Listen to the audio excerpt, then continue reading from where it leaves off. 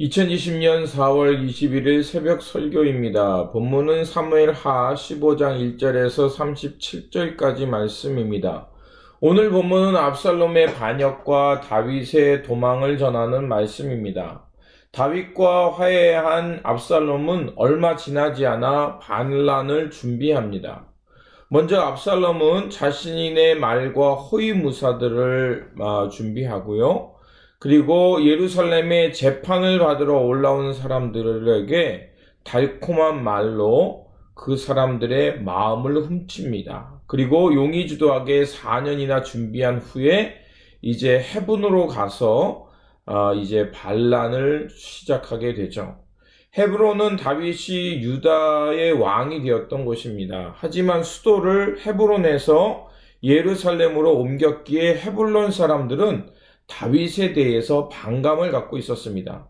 압살롬은 그것을 노리고 헤브론에 예배하러 간다고 해놓고 다윗의 눈을 속인 후에 그 헤브론에 가서 사람들을 성동하고 정치적인 목적을 이루고 반란을 계획합니다. 압살롬에게 사람들의 마음이 빼앗겼다는 것을 뒤늦게 파악한 다윗은 신하들과 함께 도망합니다. 도망하던 다윗은 자신의 신복 세 사람을 예루살렘에 남겨놓죠. 사독 엘리에셀 후세를 심어놓고 이제 자신에게 그 상황을 전달해달라고 얘기하면서 도망합니다. 압살롬의 반역은 이미 예고되었던 것과 다름없습니다. 다윗이 압살롬의 원한을 풀어주지도 못했고요. 또 그를 바로잡지도 못했습니다.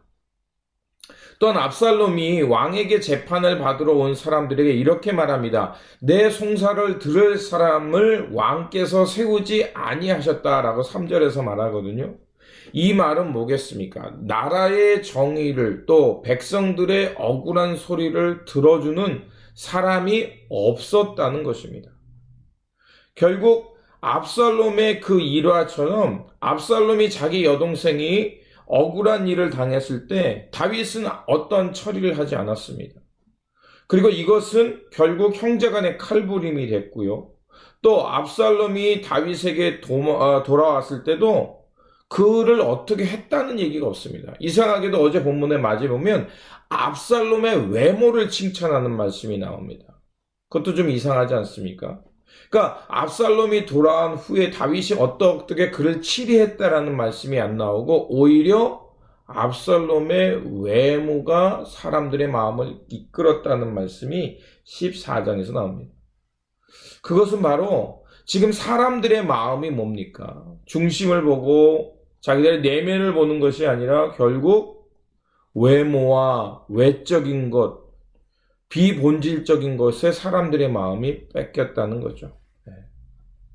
그래서 압살롬은 이제 아무도 정의를 세우지 않고 억울한 말을 듣지 않으니까 그런 것을 간파하고 백성들의 마음을 빼앗으면서 자신이 정의를 실현해 줄 수 있는 사람이다. 자신이 당신의 어려움을 해결해 줄 수 있는 사람이다. 라고 접근해서 이제 백성들의 마음을 빼앗은 겁니다. 이것을 보면 다윗이 외부적으로는 전쟁에서 승리하고 큰 성과를 이뤘지만 국내 정치나 가정에서 굉장히 소홀했음을 알 수가 있습니다. 소홀히 행했다는 것은 뭡니까? 해야 할 것을 하지 않았다는 겁니다. 앞에서 잠깐 언급한 대로 외부에서는 큰 승리를 이루며 큰 전리품을 가져와서 왕이 됐지만 그러나 그는 그 승리에 도취되어서 내부적인 문제의 관계에 대해서는 소홀히 했다는 것입니다. 그래서 결국 그는 자신의 아들 압살롬에게 쫓겨서 피난길에 오릅니다. 그러면서 피난길에 오를 때 상황을 이렇게 얘기하죠. 이제 다윗이 피난길에 오를 때 그 제사장 사독이 하나님의 언약궤를 메고 이제 앞서 나가려고 합니다. 그때 다윗이 이렇게 말합니다. 내가 여호와 앞에서 은혜를 입으면 도로 나를 인도하사 내게 그 궤와 그 계신대를 보이시리라. 그러나 그가 이와 같이 말씀하시길 내가 너를 기뻐하지 아니한다면 하시면 아니한다 하시면 종이 여기 있사오니 선이 여기시는 대로 내게 행하시옵소서 하라. 이 말은 뭡니까? 자신이 하나님 앞에서 어떤 죄를 지었는지를 안다는 거죠. 그래서 만약 하나님께서 그 죄를 용서하시고 다시 회복시키시면 하나님의 언약궤를 보러 올 수 있게 될 거라는 것입니다.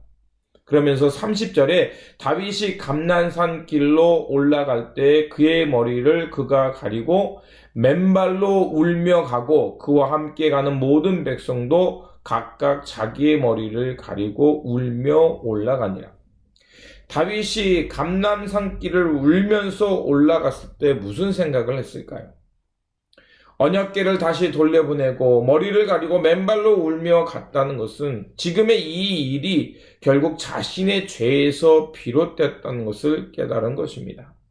천하를 다스릴 수 있는 권세를 가졌던 다윗이지만 후에 그는 저지르지 말아야 할 죄를 저질렀습니다.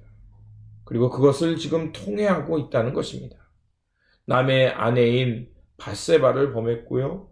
충성된 부하였던 우리아를 고의로 죽이게 됐습니다. 바로 그것을 통회하며 울며 올라갔을 겁니다. 그의 통회하는 모습이 시편 3편 1절에서 8절에 잘 나와 있습니다. 시편 3편 1절에서 2절에 보면 이렇게 말합니다. 여호와여 나의 대적이 어찌 그리 많은지요. 일어나 나를 치는 자가 많으니이다. 많은 사람이 나를 대적하여 말하기를 그는 하나님께 구원을 받지 못한다 하나이다. 그렇게 탄식하며 슬퍼하죠. 그러나 다윗의 기도가 그것으로 끝나는 것이 아니라 또 시편에는 여러 가지 탄식에 대해 나오지만 탄식으로 끝나는 것이 아니라 결국 어떤 기도로 바뀌냐면 그 시편 3편 3절에서 6절에 이렇게 말합니다. 여호와여 주는 나의 방패시오 나의 영광이시오 나의 머리를 드시는 자신이이다. 내가 나의 목소리로 여호와께 부르짖으니 그의 성산에서 응답하시는다. 내가 누워 자고 깨어 있으니 여호와께서 나를 붙드심이로다. 천만인이 나를 애워싸 진친다 하여도 나는 두려워하지 아니하리라. 바로 하나님에 대한 신뢰죠. 하나님에 대한 신뢰로 그는 다시 회복되고 있는 겁니다.